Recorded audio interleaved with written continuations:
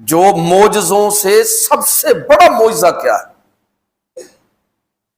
میں میرے بھائیوں بڑی ذمہ داری کے ساتھ اکثر آپ کو توجہ دلاتا ہوں، یہ کرامتوں شرامتوں کے اندر ہم نے بزرگوں کا سارا دبا دیا ان کو. یہ کرامت کی کوئی حیثیت نہیں ہے کریکٹر کے سامنے.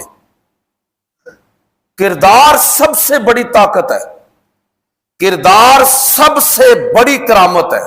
اکثر آپ علماء سے سنتے ہیں کہ حضرت جنید بغدادی کی خدمت میں ایک شخص 12 سال رہا اور 12 سال کے بعد واپسی کی اجازت چاہی اور آپ نے اس کو اجازت دی.